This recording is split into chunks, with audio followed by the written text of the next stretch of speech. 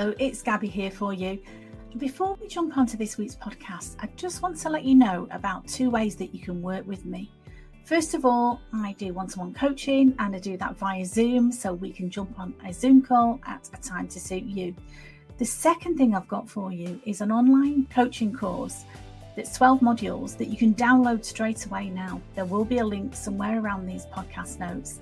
And this is the course that I've designed, and it's got everything in it that I wish I'd have known when I finished cancer treatment and I was lost. So you can download that course now and you can start working towards making this your happiest and healthiest year ever. I'd love to hear from you. Let me know what you think. Take care. Bye-bye.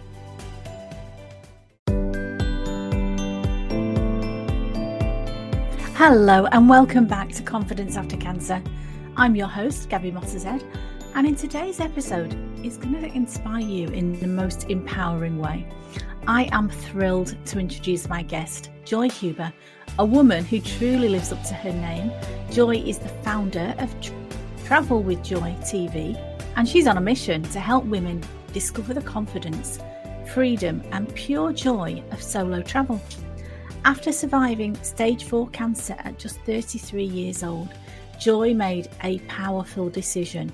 She wasn't going to wait for someday to start living her life. She turned her hard-earned lessons from years of treatment into a joyful, purpose-driven life. And that included travelling solo all over the United States and beyond. But Joy didn't stop there. As women began reaching out to her for advice, she realised that many of us crave adventure and independence, but we don't always know where to start. So she started teaching women how to travel alone, safely, confidently, and joyfully, no matter what their age, stage, or health history.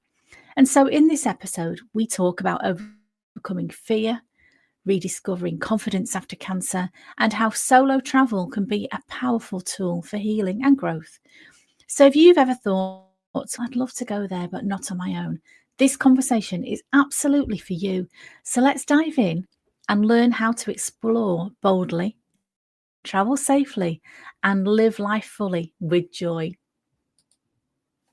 And today, my very special guest that I'm very privileged to speak to is the lovely Joy Humour, joining me from across the pond. So I'm in my little bedroom in Manchester and I'm speaking to Joy. So welcome, Joy, to my podcast. It's so good to speak to you.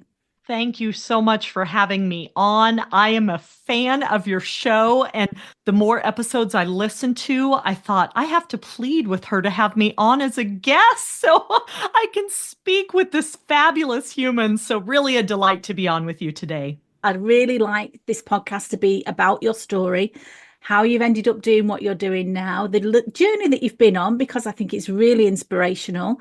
And like me, you face some dark times, but I think some goods come out of it as well. And that is inspirational. It gives people hope if they're going through a dark time, because nothing stays the same, as I believe. And you can always take something good out of a bad situation. And I think you're living testament to that, Joy. So I'd love you just to tell your story of how you ended up doing what you're doing now. Thank you. Well, I'll try to keep this condensed and we can go into further detail about the interesting parts. But basically, I would say my journey has been unexpected. Yeah. So we plan for life to go like this and where we're on this upward trajectory. And then it's not so fast. There's going to be ups and downs and peaks and valleys. But where my journey, where I'll step in, is at age 33, being diagnosed unexpectedly with not only cancer, but stage 4 cancer. Wow. And I had lymphoma. I had non-Hodgkin's lymphoma. I squeezed that part in my neck where they checked a bulging lymph node, but found cancer spread all throughout the body, like I said, being stage 4, major organ involvement. Now that was 2010. Here we are, 15 years later. That shows us the advances that have been made in cancer treatment and how much can be done. Part of that treatment plan or process is your spirit, your attitude, how you choose to respond.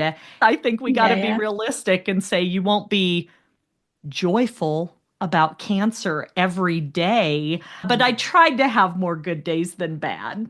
Oh, that's beautiful. And I love your name as well, Joy. So 2 weeks ago, I went on a day retreat with my lovely friend Lynn Meadowcroft, and she runs Louise Hay style retreat. She's a Heal Your Life teacher. She got out some cardboard and pens and sticky things and said, right, ladies, I want you all to write an affirmation, something you want more of. I picked joy. I want more joy in my life because who doesn't want more joy in their life?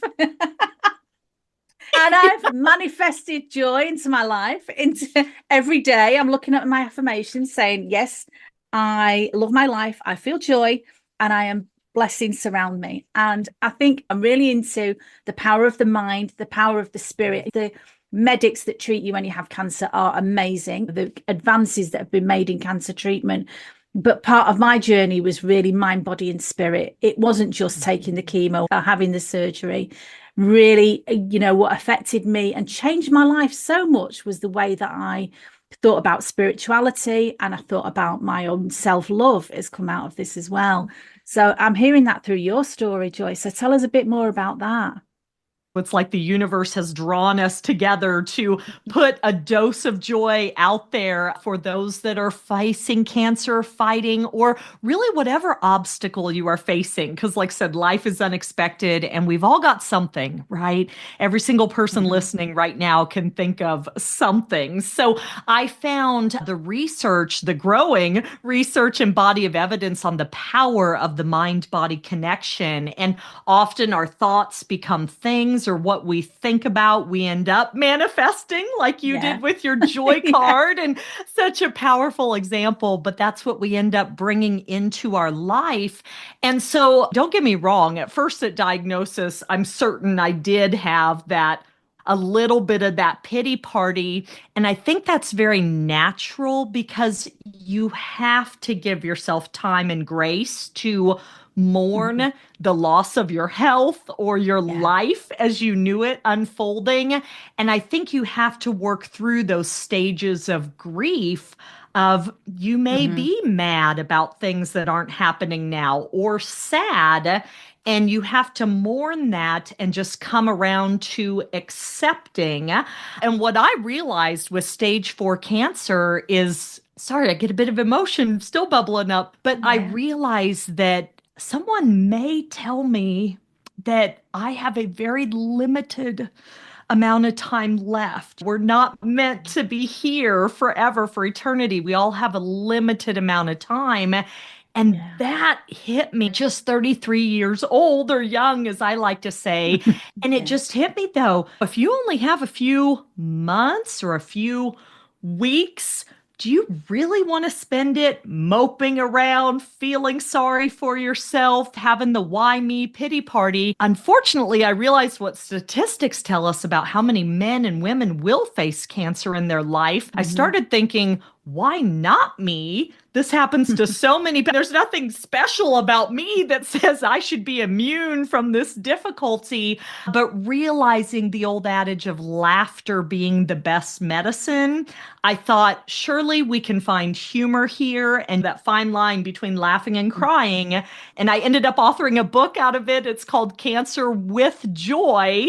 Of course, a literal meaning because I'm your guide to facing cancer, but figurative too. What we discover is no one is happy.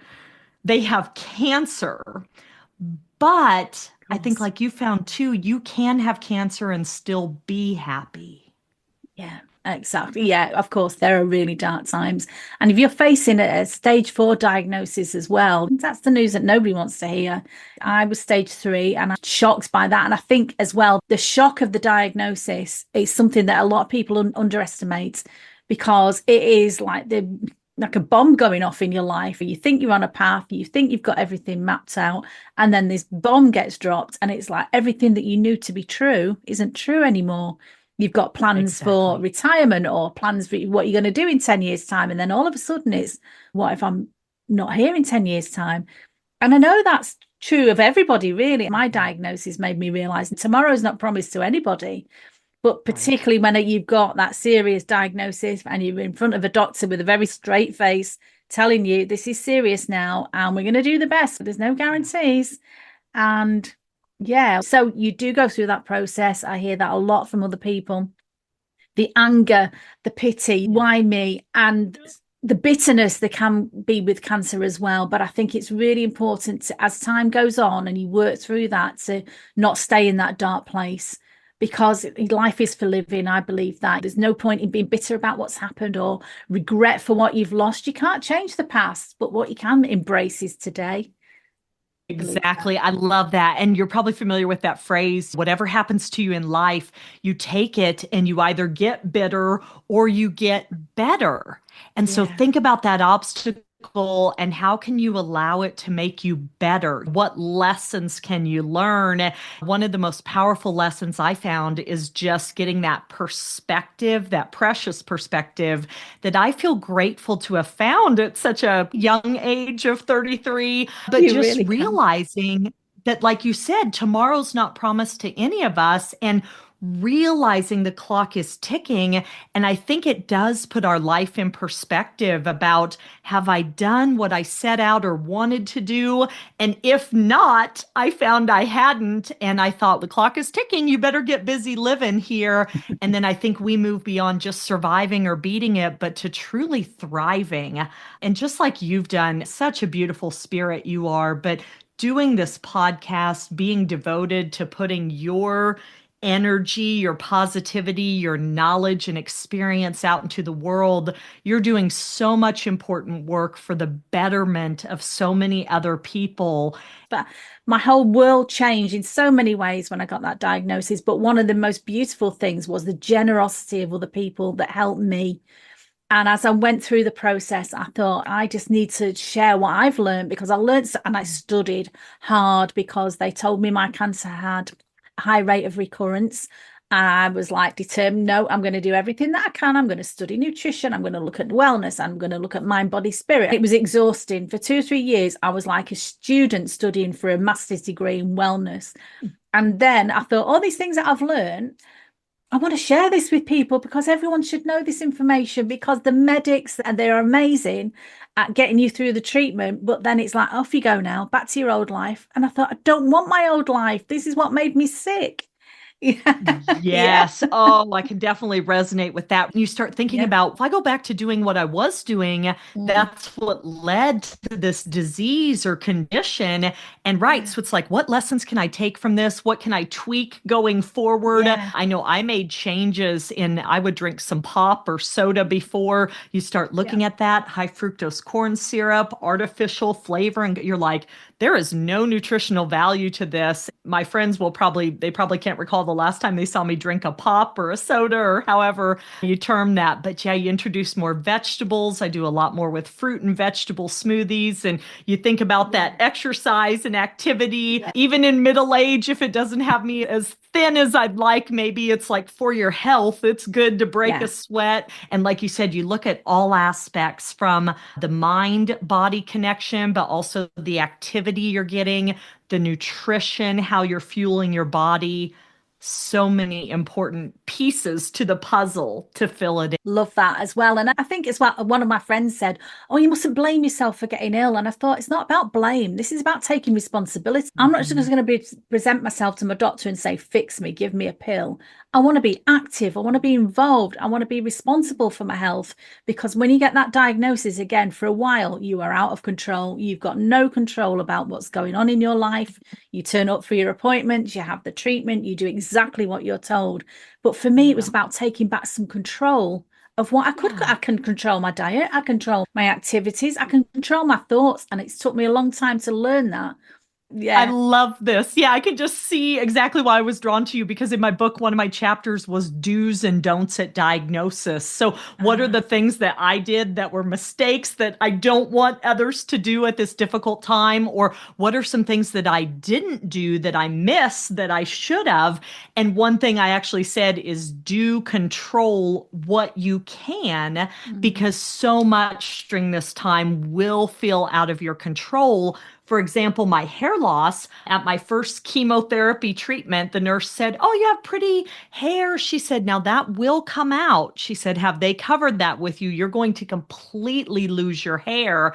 And I'd been told, but I think I buried my head in the sand or denial. And I realized, oh, yes, it is going to happen. So we cut my hair very short, and it was actually really cute. And I really liked it. And I thought, don't like this too much because it's going to come out. Don't get too attached. Yeah. And it did. It began coming out of my pillow. I remember those days trying to vacuum the hair on my pillow and I was crying. And I took a hair Yeah. loss shower and I was like, no, this is way too difficult, where I really had a little breakdown or just a sobbing because all my hair was laying on Oh, the tub drain when the stream of water hit my head. And again, you think, gosh, how can I control, or what sense do I have when this traumatic thing is happening? And to turn my trauma into, dare I say, fun, what I found is, as a woman, how hard it is to change your look. If I color my hair and I don't like it, or cut my hair, I have to wait for it to grow out. And I just reframed my attitude or my perspective, how I looked at it. And I thought, it will never be easier to change my look. So we went and had my head shaved. And when I have this basically blank canvas, then I got wigs that were short hair, long hair, different colors, love different styles. And I actually held an online fashion show where I modeled all these different looks. I said, yeah. the hair is gone. It's been very traumatic. I said, but we're facing cancer with joy, trying to find the moments. So I said, friends, please review all the different looks in this photo album and vote on the best new looks for me. And it was just such a powerful and positive way to transform that trauma. Oh, that's so we could talk all night about this, but I think that for a woman, particularly, the way that you look and the constant reminder when you're going through treatment of, oh my God, goodness, yeah, every time you look in the mirror, that's a sick person looking back at me. So I love that you took some control, you made some fun out of it, and I'm sure there were tears and laughter. It's good to have that balance as well. And it was such a great way for friends to chime in, because Mm. so many, one of my male friends, he said, I'm not touching this because he said, I won't say it right. And then everybody will jump on me for not being supportive enough. But I said, just tell me your favorite. Do you like me as a redhead? Just weigh in with the favorite. And it was a way to, it almost made my hair loss fun, because it was such a great way for friends to give me support and encouragement, because they would weigh in and say, you look good as a redhead. Or they would say, oh my gosh, I love this super short style. And it gave them something to chime in with. So it's just about that power of positivity and being creative in Yeah. how we face those roughest, toughest moments. Oh, that's beautiful. I love that. You've brought all that action into it and thinking about other people as well, because sometimes it can be you trying to put that brave face on for your friends and family and you don't feel brave. So laughter and humor is a great way to break that down, isn't it? And break those barriers that sometimes you think nobody knows what I'm going through. But if you can reach out to people and make it a little bit of fun, that's a great thing. Right. So I'd love to talk to you as well. I know that one of the things you do, because you're an author and you've got your book. So we'll put a link around the show notes. We'll put the link to how people can get in touch with you, how they can read your book. But tell me about solo travel. What's that all about? Yes. So when I overcame cancer, 3 years of chemotherapy, and being acutely aware of the clock ticking for all of us, I thought, what is really important to me? And for me, this will be individual to everyone. For me, what surfaced was experiences, not things, not stuff, but going places and having experiences, taking that sunset horseback ride in the mountains and seeing that orange glow as that ball of fire sets, or taking the cruise and going, hopping on a train, or maybe going to a winery and having a bit of little rosé or a little tasting. I found that I would try to align schedules with family, and they'd say, that third week of the month isn't a good time for me to be gone. I have payroll at work or whatever. I would talk to my friends. I would want to go someplace. They weren't interested in going. I was begging people to go places. And it dawned on me, what am I waiting for? The clock is ticking. My life is ticking down. One day I actually felt my heart beating in my chest, and it felt like the countdown on New Year's when we say 10, 9. I thought, oh my gosh, your heartbeat is counting down your life. And it was a terrifying Yeah. thought. At the end of the day, we have less time to live, not more time. And so I decided, if it doesn't work for family or friends, why don't I solo travel? And I embarked on prioritizing going solo. As women, we are often putting everyone else first. We're taking care of everyone else's needs, and our own dreams and desires are dying with us because they're not being fulfilled. So I began solo traveling. I got flooded with women, whether they're divorced or married, but wanting their own getaway, or sometimes widowed. But they said, how do you solo travel? How are you confident? How do you plan a trip? How do you pay for it if there's no one to share expenses with? And Travel with Joy TV was born. But that is what I'm doing today, is guiding more women to live a full and rewarding life, incorporating more solo travel so you can go where you want or do what you want when you want. And it's been very fulfilling. Oh, that sounds wonderful. Absolutely. I can imagine. I've got single friends and married friends as well who are getting to a time of life where they think, I don't want to do what my husband wants to do. I don't want to go on the same old holidays. I'd love to see different places. I can imagine so many women and people reaching out to you because, like you say, I love to travel as well. I'm very lucky. I've been done a lot of traveling in my time, but still a lot of places I want to go to. So yeah, I'd really urge anybody who's listening to this to check out solo travel as well with Joy. Again, we'll put a link to how people can get in touch with you around these show notes.